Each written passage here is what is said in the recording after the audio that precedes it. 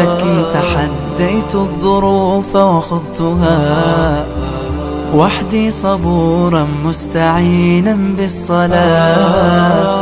كم مرة عصف الأنين بداخلي، كم مرة قد ذاق قلبي من أساه محن تمر، وكم كرهت مصابها. بسم الله الرحمن الرحيم. الحمد لله رب العالمين، والصلاة والسلام على نبينا محمد وعلى آله وأصحابه ومن تبعهم بإحسان إلى يوم الدين. ما بعد. Assalamu alaikum wa rahmatullahi wa barakatuhu. Back to square one again. We are dealing with a movement and groups, sects within this Neo-Salafi movement who do not know when to stop. And as I reiterated, and I have consistently and persistently emphasized, that this matter of Khurooj, which I'm absolutely getting sick to death of, is their holy grail. It is similar to the Crusaders who had the true cross. And I'm not saying that, I'm insinuating that this is worshipping Khurooj. I am saying the true cross, which is like a relic to the Crusaders when they went out and they campaigned in Palestine and the various neighboring areas.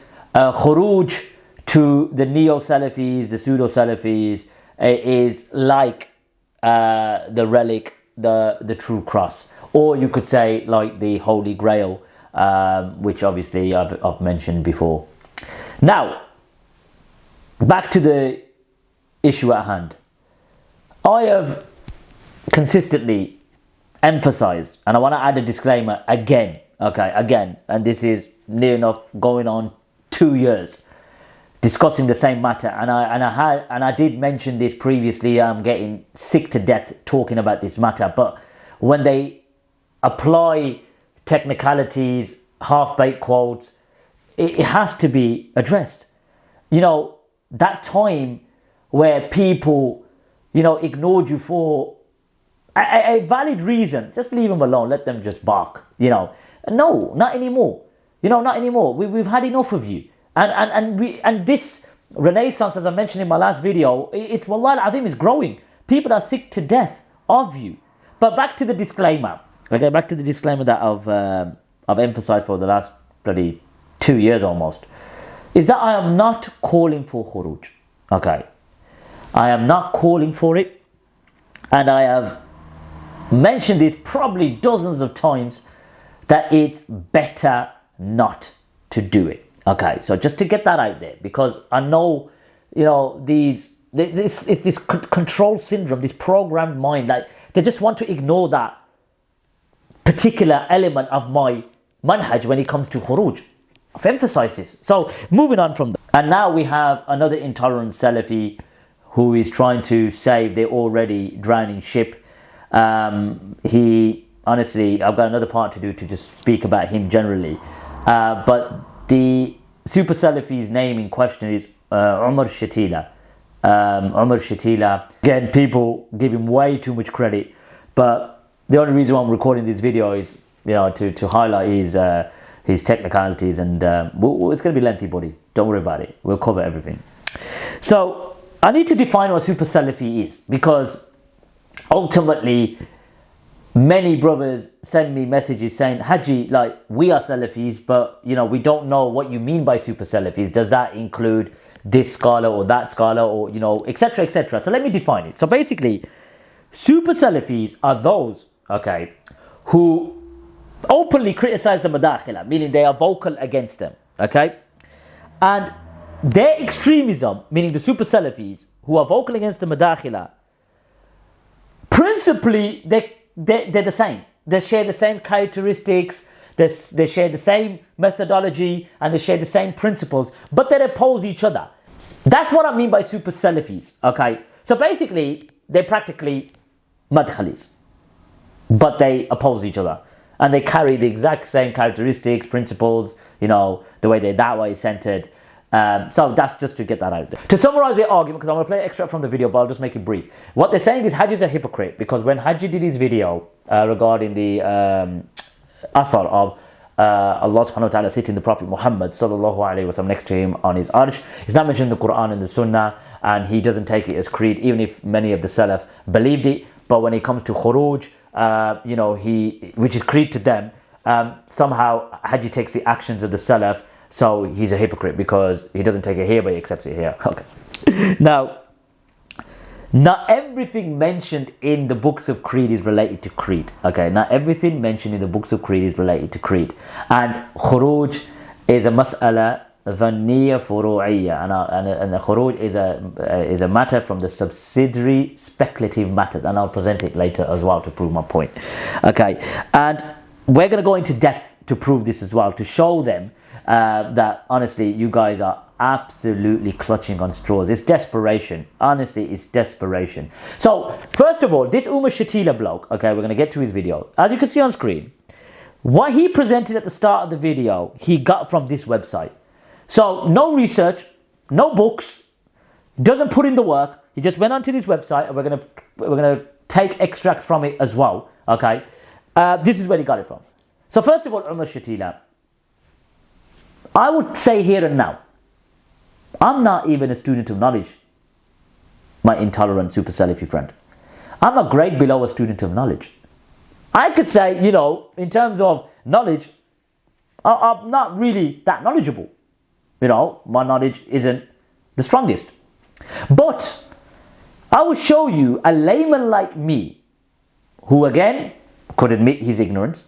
Okay, I'm handling and giving the Super Salafis and the Madakhila nightmares.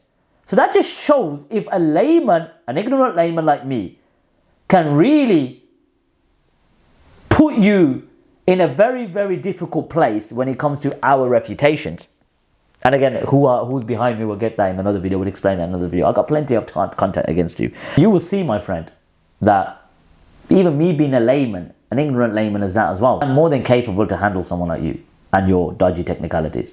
So let's start this off, okay, to show you that Khurooj, and again, we're going to go into it in depth, we're going to go into the books of creed, it's going to be comprehensive. Let's present a scholar that you look up to and I look up to, okay, to prove what I said about 2 minutes ago, that Khurooj is from the Masail al-Dhanniyya Furu'iyya meaning Ijtihadiyya, meaning it's from the subsidiary speculative Ijtihadiyya matters, meaning from fiqh. It's a Furu'iyya matter, from the furu', from the branches. Okay, as you can see on screen, okay, we've got Sheikh al-Muqbil's book, Rahmatullah alayh, and as you can see, okay, he mentions وهي مسألة اجتهادية أي مسألة الخروج على الحاكم المسلم. He says that this mas'ala is an ijtihadi matter, meaning the faqih does ijtihad based on text, and you could only do that in fiqh, you can't do that in aqidah. What does Sheikh Muqbil say? Meaning the matter of khuruj against a Muslim ruler if he is sinful. And the majority of Ahl-Sunnah wal Jama'ah have said that it's not permissible to rebel against a Muslim ruler if he's sinful. But from amongst them, those who permitted, okay, and extracted as evidence the action of Hussein or Al-Hussein bin Ali radiallahu anhuma, and the action of Ibn Ash'ath who rebelled against Yazid, and the action of Muhammad bin Nasr Zakiyya, and the action of Zayd bin Ali and his Jama'ah. So, as I've just sort of set the foundation straight away, from a scholar that you look up to, it's not even Hajji saying this, okay? It's Sheikh Muqbil, Rahmatullah alayh, who says that this mas'ala is ijtihadiyya. It's from the matters of ijtihad. Which matter? The matter of khuruj against a sinful Muslim ruler. And even though he acknowledges that the majority said that it's best not to do it, okay?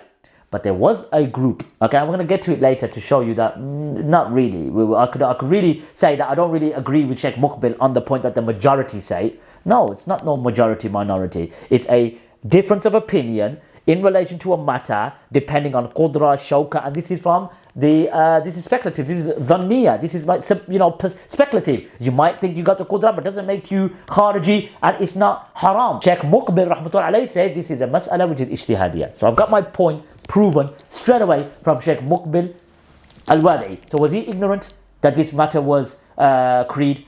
Did he not know the athar that you keep pulling out, which we don't disagree with, but it's your application that we disagree with? Now what I want to do is present an extract from his video, okay? So just to show you what he presented, okay? It's not proven from the Prophet Muhammad sallallahu alaihi wasallam. And as I mentioned at the start, in order to derive creed, it has to be authentic from the authentic sunnah and the Quran, or the Quran and the authentic sunnah. So the same thing that you constantly hear them repeat over and over and over and over again. What was I saying? That this is when he flogs your back and takes your wealth in relation to the haqq. Is this authentically proven from the Quran and the authentic sunnah? So you probably didn't even get what just happened, because it was so poorly edited, even through, probably they've deleted the comments, but even people were asking that when they sent me the screenshots of the comments, they go, look, what's the message? We don't get it. Like, it's poorly edited, it's a poor refutation, because they ain't got to be presented, like I said, 10 hours on this mas'ala, by the way, of Khurooj, and things that are connected to it, over 10 hours, over 70 videos. But yet, like I said, it's their holy grail, similar to the true cross, you see? And they won't let it go. Like, look how many people have tried it.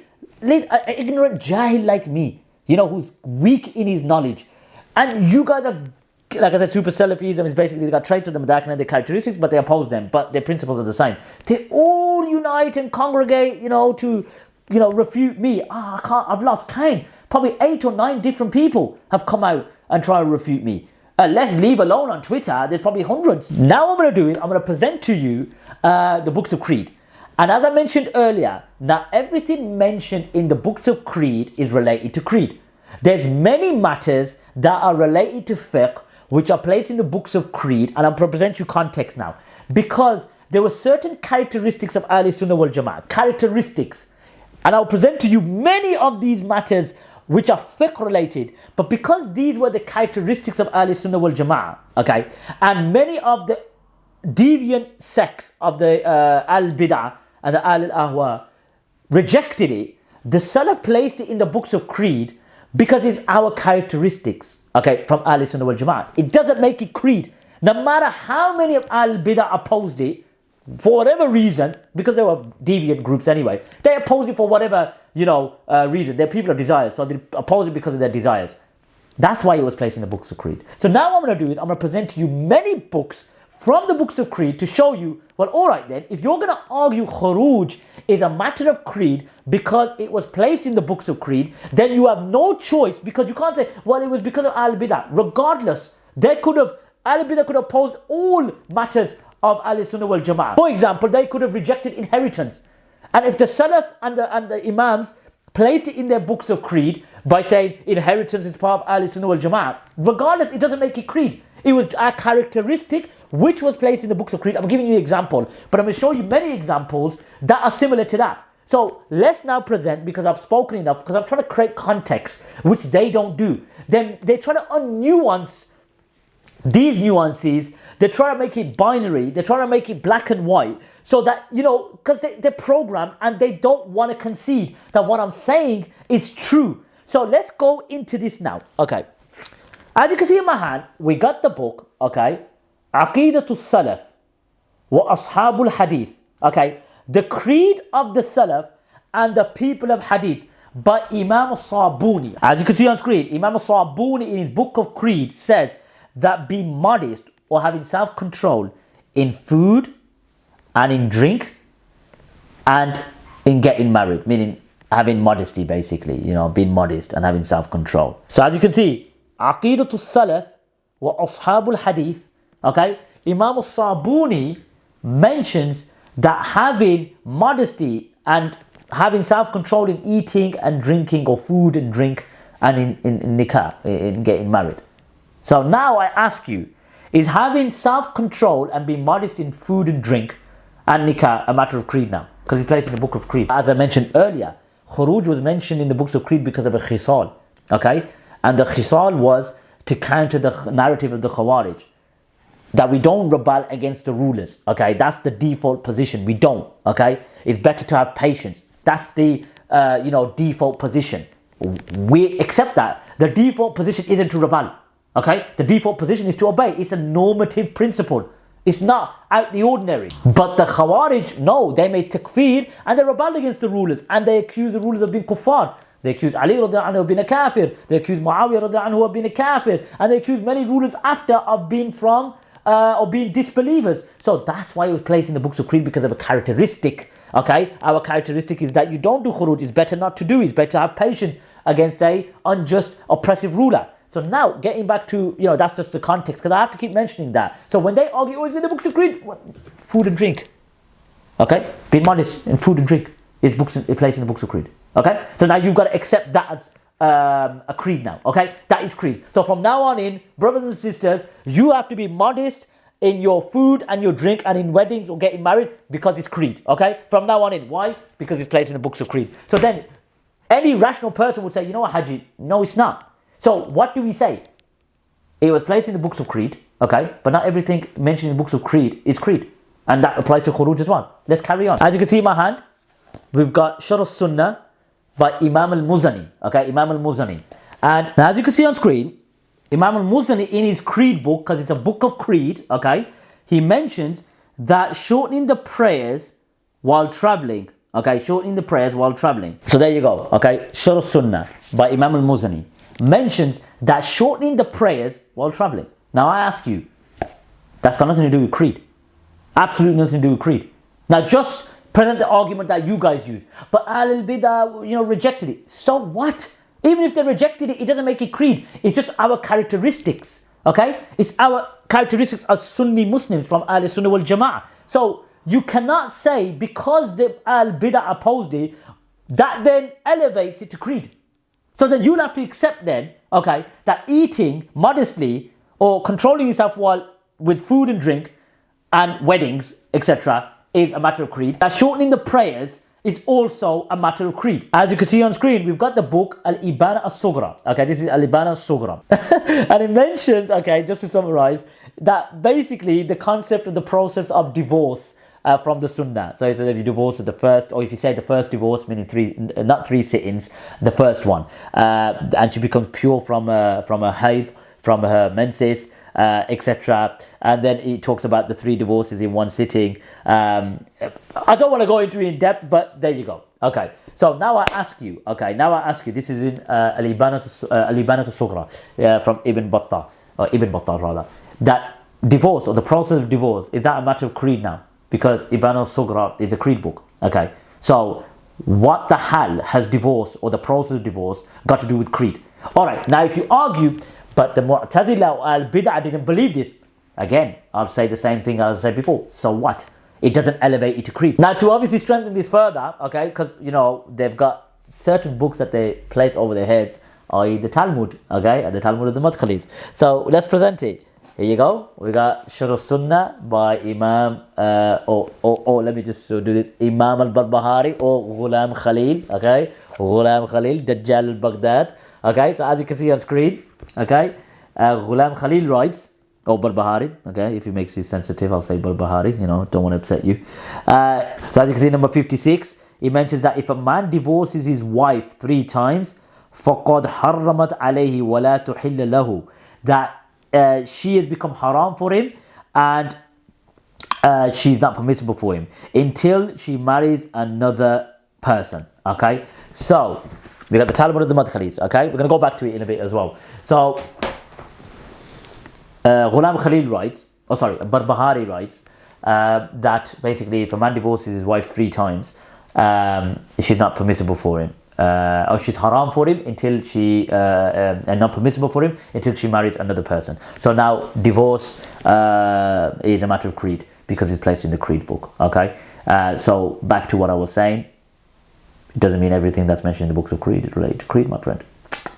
And as you can see on screen, it mentions that from the Sunnah you don't say loudly, okay, Bismillahir Rahmanir Rahim. That you don't say loudly Bismillahir Rahmanir Rahim.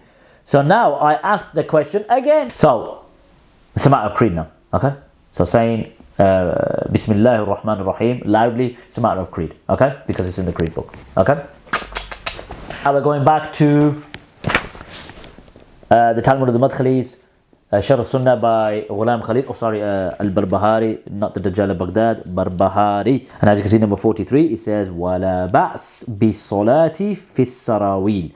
That there is no problem in praying in trousers. Okay, so here you go, by Imam Al-Barbahari, allegedly, Ghulam Khalil, I would say, Dajjal of Baghdad. So praying in trousers now is a matter of creed, okay, with the various other things that I mentioned there, it's a matter of creed. So Omar Chatila, my Super Salafee friend, okay, you need to proclaim from here on in, okay, that all those matters I've mentioned thus far, we've got plenty of more to mention, that they are matters of creed, okay, all those matters that are fiqh, because they're placed in the books of creed, as you keep banging on about, it's now a creedal matter, okay, all of these praying in trousers and the process of divorce and eating modestly and traveling, shortening the prayers while traveling is now a matter of creed, okay? Or you could take my position, which is like similar to Khurooj, that because it's mentioned in the books of creed doesn't mean it's creed, it's still fiqh, but characteristics, and I keep mentioning that. Presenting context is important, we have to present context. So let's continue. And as you can see, continue on with Sharh Sunnah by the Dajjal of Baghdad, Ghulam Khalid, that mut'a with women and making it halal is haram until the day of judgment, okay, until the day of judgment. Now I heard their argument against this one numerous times. They said the Shia, perform mut'a, so this is why it was placed in the books of creed. Again, I accept that. That's why it was placed in the books of creed, because against the Shia, but it doesn't make it creed. Just because it's in there, this is a matter of fiqh. Like nikah al-mut'a, as we know, Ibn Abbas gave it a ruqsa, meaning that he made it very, very easy, depending on harsh conditions, etc. So even though that's the case, it's not creed, it's fiqh. Nikah al-mut'a, or nikah sahiha, the nikah that is correct, it's all fiqh, it's not creed. So even if the Shia have this view that they perform mut'a, etc., and we place it in the books of creed, or Ghulam Khalil obviously placed it in the books of creed, even then, it's still not creed. Regardless how much the Shia perform mut'a or accept mut'a, it doesn't matter. Even if it's placed in the books of creed, it's not creed, it's fiqh. So as you can see on screen, it mentions وَالْمَسْحِ عَلَى الْخُفَيْنِ سُنَّةً وَالْتَرَاوِيحِ فِي اللَّيَالِ شَهْرِ رَمَضَانِ سُنَّةً.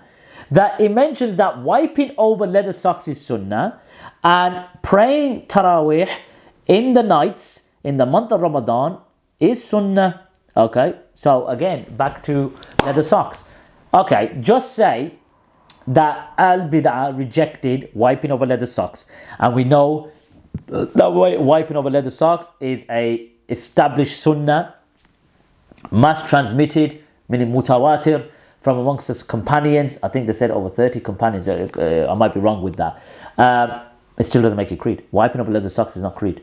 Okay, it's not creed. It's characteristics of Ahl Sunnah wal Jama'ah, or it's one of the characteristics of Ahl Sunnah wal Jama'ah to wipe over leather socks. But even if Al Bidah or Al Ahwa rejected it, that's the the perfume. Should have turned it off, but anyway. So it doesn't matter. It doesn't matter. They could place it in the books of creed. Still doesn't make it creed. It's fiqh. Al Bidah could oppose it until the cows come home. Still does not make it creed. Okay, so that argument is null and void. And tarawih, Salatul Tarawih, we know that the Rafida reject it. They say it's obviously Umar ibn Khattab introduced. We know Salatul Tarawih is a branch from the rulings of Ramadan. And we know the Prophet ﷺ performed Salatul Tarawih. So it doesn't make it creed, even if the Shia oppose it, the same way of Mut'ah. So it's in the books of creed. So now you've got to proclaim that wiping over leather socks is matters of creed. Even though Al-Bidah opposed it, who cares? They could oppose it as much as they want. It still doesn't make it creed. It doesn't elevate it to creed just because Al-Bidah opposed it. As you can see on screen, we've got Al-Fatwa Al-Hamawiyya Al-Kubra, okay, by Shaykh al-Islam ibn Taymiyyah rahmatullah alayh. And he mentions, okay, that the Tarawih is Sunnah. What Tarawih? Sunnah. he also mentions the same thing. So that was just a summary, really, to highlight and to emphasize, okay, my position and everyone else's position apart from the intolerant box-headed Salafis, is that just because Khurooj is mentioned in the books of creed, okay, doesn't make it creed, because we just presented many other things that are fiqh, which are placed in the books of creed, and Khurooj also, and we're going to get to that next. This is the next part of the video, that Khurooj is from the matters of fiqh, okay, like all those other matters of fiqh were placed in the books of creed. Likewise, Khurooj was, okay, and I explained the reasons before. I don't want to keep repeating myself. Mr. Chatila, okay, now it's going to get really detrimental for you, okay, really detrimental. So what we're going to do now is we're going to go into the books of fiqh, okay, from the different madahib, to show you that Khurooj is from the matters of fiqh. So Omar Chatila, my box-headed friend, okay, we've utterly embarrassed you regarding your rhetoric that is creed, and and I've been hypocritical, because how am I being hypocritical when I don't even believe it's creed in the first place? And there's a reason why it was placed in the books of creed, as I mentioned many times in this video. So your video is poor, it's poorly edited, it's an embarrassing video. Even that man's videos are better than yours. Honestly, the ones that he does, at least there's some, because he's got the script writers, he's got some substance, even though they're half-baked quotes and the technicalities, and they're disingenuous in how they transmit it, as Ali radiallahu anhu said about the Khawarij, who you like to call us day and night. And as Ali radiallahu anhu said to the Khawarij when they were saying no judgment but Allah's judgment, he said, Kalimatul haq yurid biha batil, that the statement of truth, but what they want from it is falsehood. Exactly the same. You guys are exactly the same in terms of your mindset, okay? Your fixed mindset. Okay, you don't have a growth mindset, you have a fixed mindset, which is programmed, which is basically, suffering from same-sex sin. Now, what I want to do is go into his explanation of Ibn Taymiyyah's kalam, and I will show you how much of a liar this guy is who mistranslates words. Okay, as you can see on screen, okay, it mentions, okay, that's that website. So he takes passages from that website and he highlights a few passages, and he mentions, meaning Omar Chatila, Shaykh al-Islam Ibn Taymiyyah said that this issue about Khurooj is part of the Aqeedah of Ahl-Sunnah wal Jama'ah, and that this is from the Usul. Almost all of the scholars of the Salaf would mention this principle of not rebelling when talking about the Aqeedah of Ahl-Sunnah wal Jama'ah. Okay, now, first and foremost, Omar Chatila, okay, Ibn Taymiyyah doesn't say that Khurooj is part of Ahl-Sunnah wal Jama'ah. Okay, you put that in there. Ibn Taymiyyah actually says, and they proceeded to mention this in their books of creed. They mentioned this in their books of creed, and commanding patience, okay, against the oppression of the Imam and leaving off fighting them. Now he stopped there. Okay, so let's deal with this one first. So first and foremost, Omar Chatila, Ibn Taymiyyah doesn't say it's part of Aqidah. He said they proceeded to mention this in their books of creed. Okay, mention this. Okay, doesn't say it's part of Aqidah. And to prove this, I'm going to quote the book, and I'm going to show you the little passage that you missed out as well, conveniently as well. So you knew what you were doing, weren't you, my friend? You knew what you were doing. So let's present the book. Okay, as you can see on screen, we've got the book, okay, Minhaj as-Sunnah Nabawiyya, and we'll quote the passage, okay. This is volume 4, page 529. And when the matter was settled, and Ahl-Sunnah, left off fighting in the fitna, due to the hadith which is authentically proven from the Prophet Muhammad sallallahu alaihi wasallam, and they proceeded to mention this in their books of creed. It doesn't say it was part of creed. Okay, he said they proceeded to mention this in their books of creed, and commanding patience against the oppression and leaving off fighting them. Now you notice that's where Omar Chatila stopped. Okay, he stopped right there. Now as the arrow is over the next passage, Ibn Taymiyyah says what? Look at this. He says, وَإِن كَانَ قَدْ قَاتِلْ فِي الْفِتْنَةِ خَلْقَ كَثِيرٍ مِنْ أَهْلِ الْعِلْمِ وَالدِّينِ. Even though those who participated in the fitna were a huge number of people from the people of knowledge and religion. Okay, so now I ask, you say this is a matter of creed. Okay, this is now where I want to get to. Okay, you say this is a matter of creed. So if this was a matter of creed, as you like to claim, and Ibn Taymiyyah, which you left out conveniently because you didn't do no research, you just went to a website, okay, and the website stopped there as well. Now, the actual statement from Ibn Taymiyyah mentions that they proceeded to mention this in their books of creed, but other things were mentioned in the books of creed as well. like wiping over leather socks, praying in trousers, eating modestly, etc. So if that's the case, but you translate it as Shaykh al-Islam Ibn Taymiyyah said that this issue about khuruj is part of the Aqidah of Ahlul Sunnah wal Jama'ah, and that this is from the usul. Don't worry, we're going to get to the other quote as well. I've got the book ready for you there as well. So now I ask, this is the question I wanted to get to. Ibn Taymiyyah said that providing, even though that those who participate in the fitna was a huge number of people from the people of knowledge and religion. Now a question to you, Omar Chatila, why were you being deceptive? You said that Shaykh al-Islam Ibn Taymiyyah says it's part of Aqidah. No, he didn't. He said that they proceeded to mention this in their books of creed. They proceeded to mention this in their books of creed. He didn't say it was part of Aqidah. And we're going to get to the other book, the other statement as well that you mentioned. We're going to get to that as well. And we're going to drown you in your own ignorance.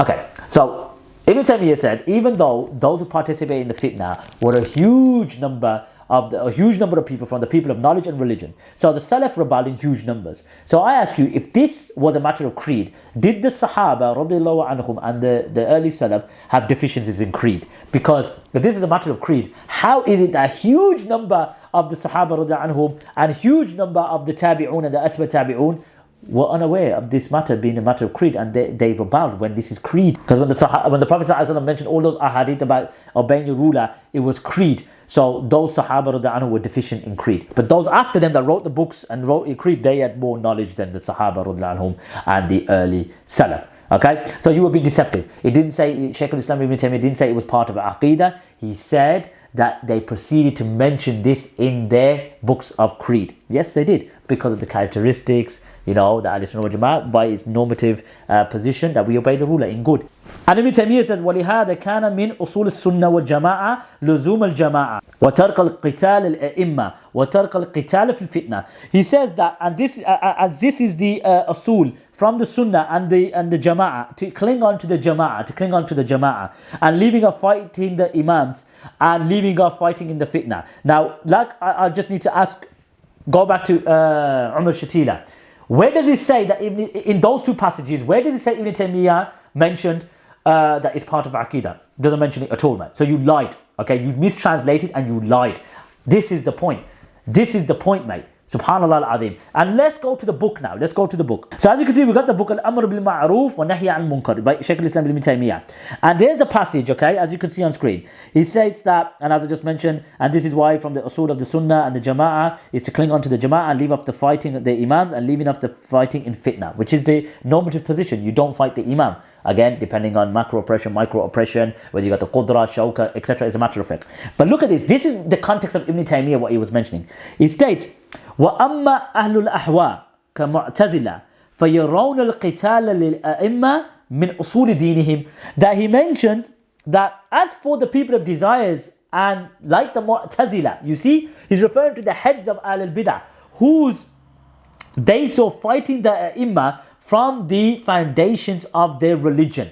Okay, the Mu'tazila, according to their foundations, because they were misguided and they were people of innovation and desires, their foundation of their bid'ah was that they rebel against the rulers. Our foundation isn't that you rebel against the rulers. Our foundation, meaning in terms of the default position, is that you don't rebel against the rulers. Okay, you have patience with it. So when you try to bring these statements, you're not applying it correctly. You're not applying it in accordance to how it should be. And this is the disingenuous nature of you people. You take these abstract statements and you take these, statements from the Salaf and the Imams like Ibn Taymiyyah, and you misapply it, heavily misapply it. And we've been dealing with this issue for over or nearly 2 years. So fear Allah subhanahu wa ta'ala, Umar Chatila. Now before I go into the Khurooj being a matter of fiqh, from the books of the classical scholars, I've been receiving messages from many brothers privately, and they're basically sending me stuff where these super Salafis, these the ones who have traits of the Yahud,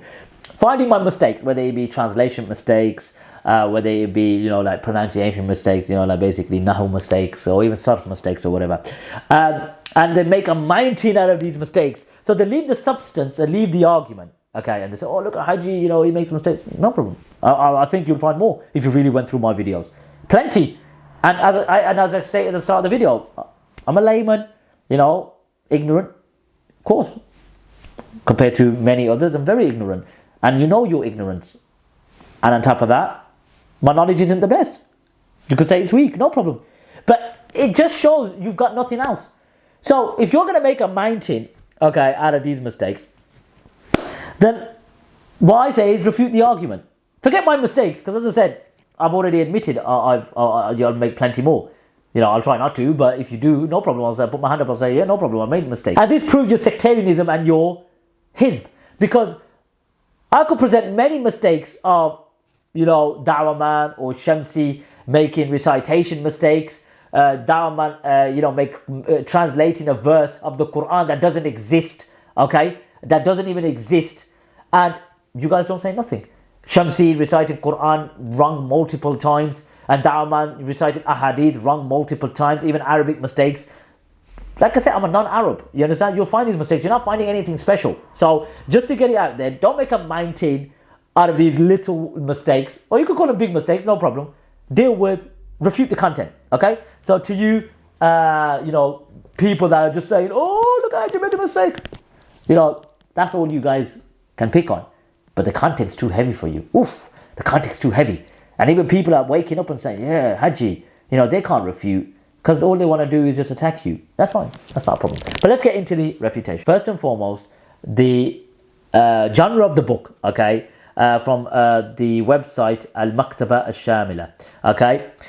This website Al-Maktaba Al-Shamila, they present the book to you, meaning they show you what the book's title is, and they present the author's name, and on top of that, what type of book is it? Okay, so I'm going to present that first. So as you can see, the book is Kitab Al-Istithqar by Ibn Abdul Barr, and this is Shuru al-Hadith.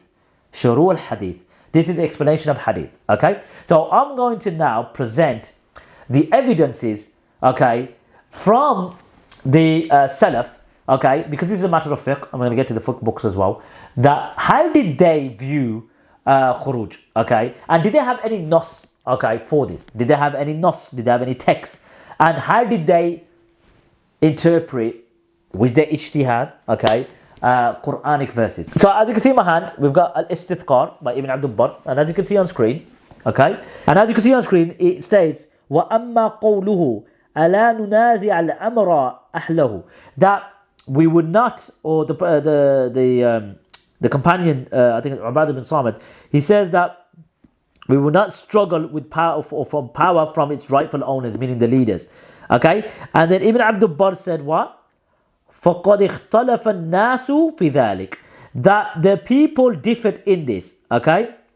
فَقَالَ قَائِلُونَ مِنْهُمْ, and there's a group from amongst them, okay, that said that these are the people, okay, that have justice, okay, and a goodness and gracefulness, piety and power to basically exercise all of these.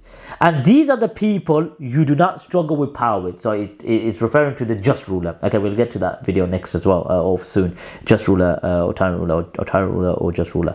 As for the people of oppression, okay, sinfulness and oppression, they do not have a right to leadership. Their evidence, those who obviously say you can only be a just ruler, their evidence is the statement of Allah Azza wa Jal when He said to Ibrahim, He said that indeed I will make you a leader, an imam for the people.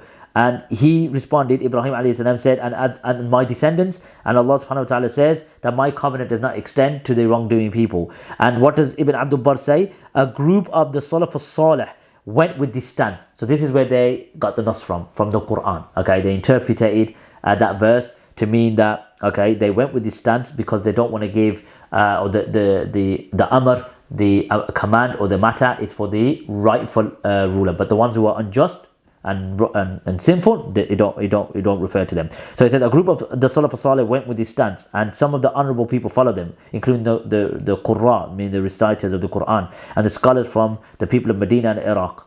And for this reason, listen to this is what I want to get to. وَبِهَذَا خَرَجْ Ibn Zubair. That for this reason, Ibn Zubair revolted because of the explanation, their understanding, their ijtihad of that verse of the Quran. وَالْحُسَيْنُ عَلَى يَزِيد. And Hussein rebelled against Yazid.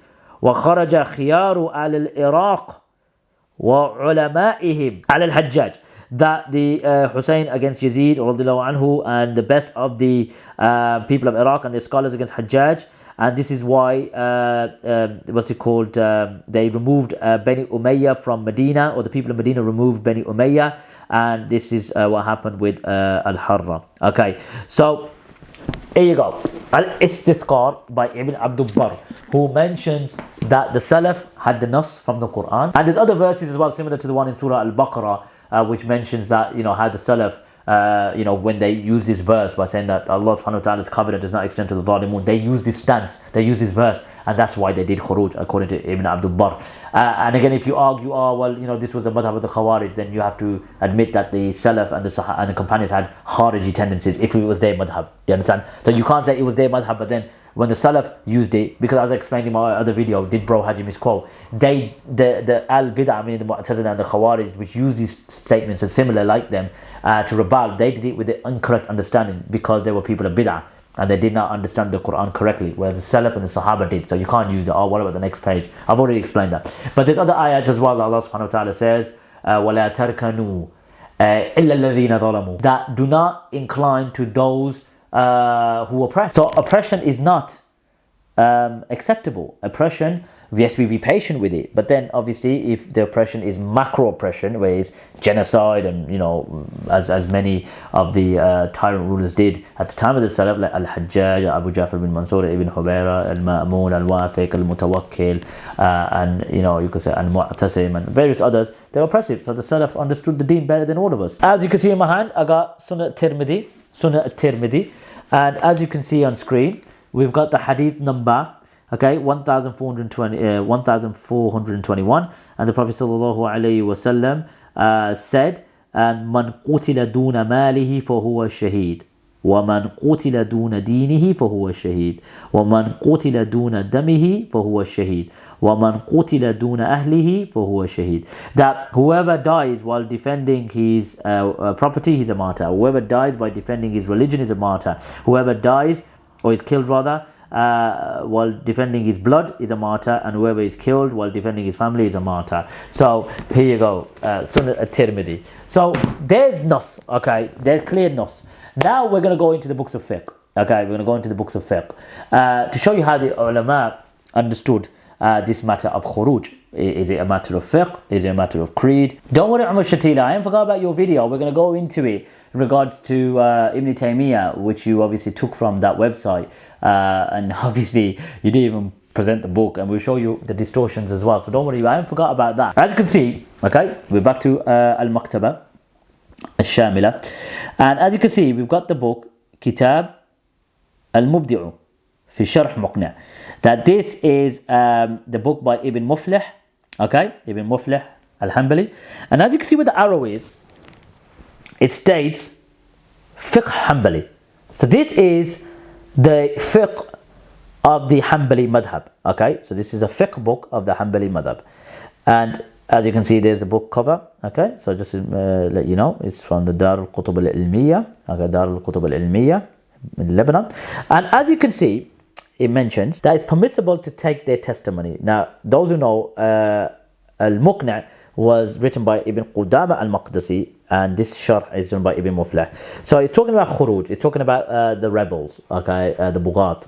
This is in Kitab al-Hudud, this is from the Kitab al-Hudud, which is a fiqh matter, as you know. Because they did a mistake, from the subsidiaries matters of Islam due to their ijtihad. Bi-ijtihadihim, due to their ijtihad. So you can't do ijtihad in creed, Omar Chatila. You can't do ijtihad in creed. Then he carries on and says that this resembles, a difference of opinion like the fuqaha, or from the fuqaha, amongst the fuqaha, in matters of ahkam. So just to stop there, so I'll just bring it back to me, is that Khurooj, when a person rebels, there's different types of bughat, or baghin, that they are bughat which can be transgressors.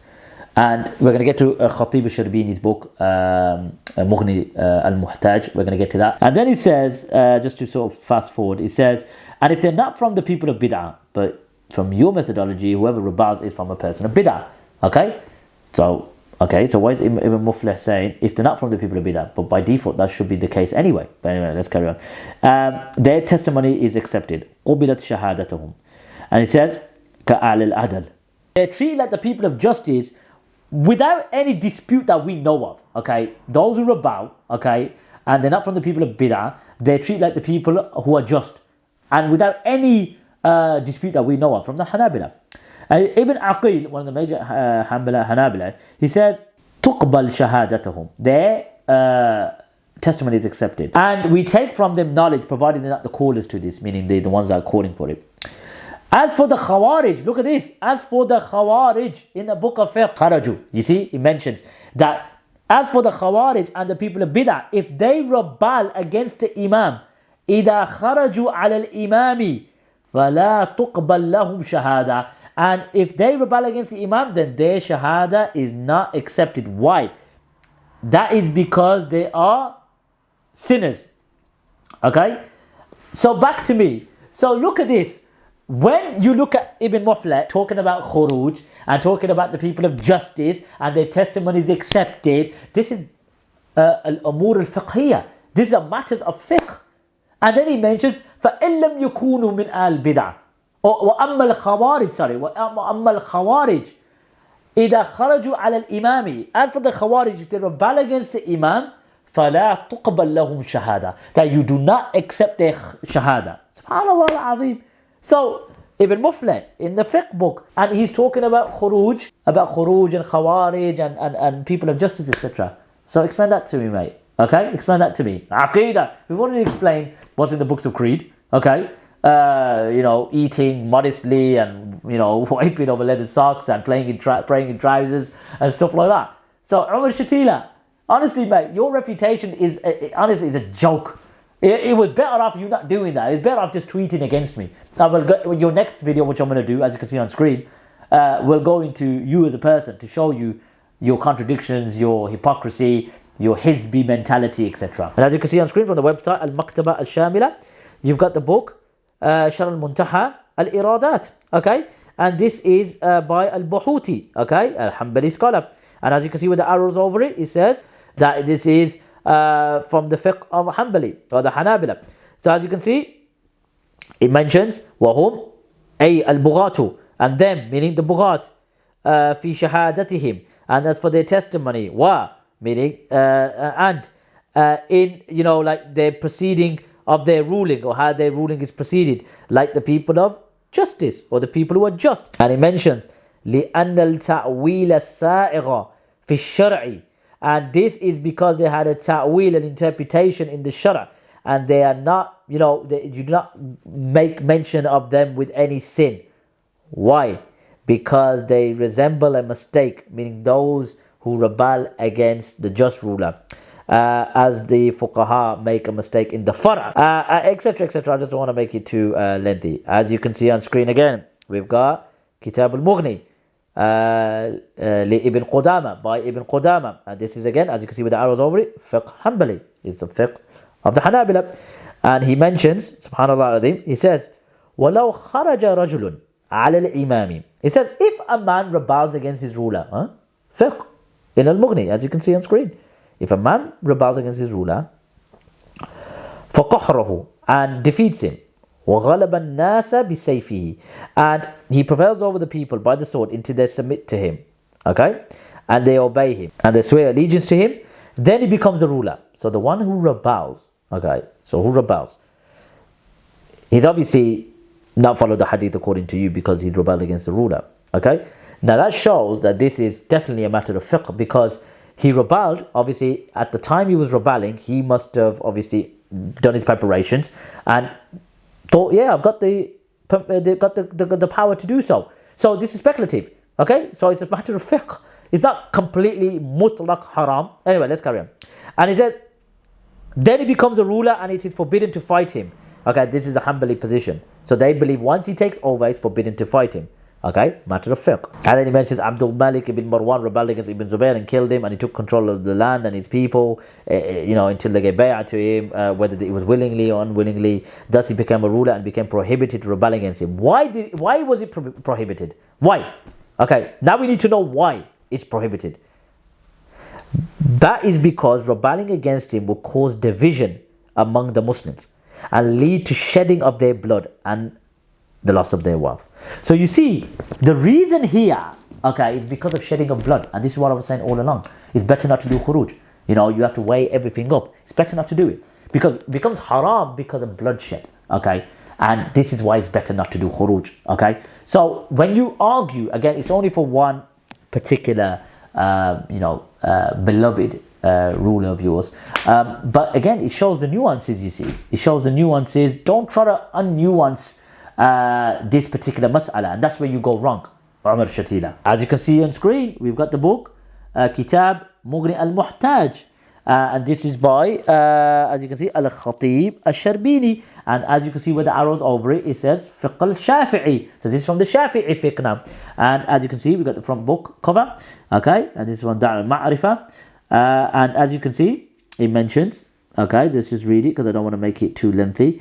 It mentions that, so Al-Khatib Al-Sharbini says, the rebels are those Muslims who have rebelled against the head of state, even if he's oppressive, and the rebels are just according to Al-Qaffal. We're talking about the Shafi'iyya. However, Ibn al-Qushayri transmits from the majority of the Shafi'iyya, from the Ashab, and that which is in the great commentary and Al-Rawda, meaning by Imam Nawawi, that they are rebels only. So they're only rebels, why?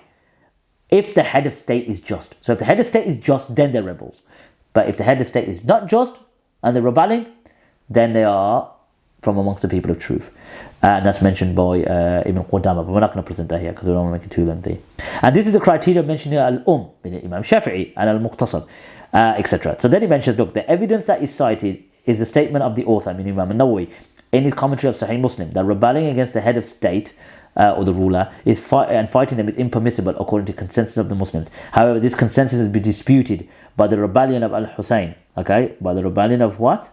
Al-Husayn against Yazid, the son of Muawiyah, and Ibn Zubayr against Abdul Malik ibn Marwan, and they were both supported by a huge number of the Salaf. And some say that this consensus was arrived at after these events.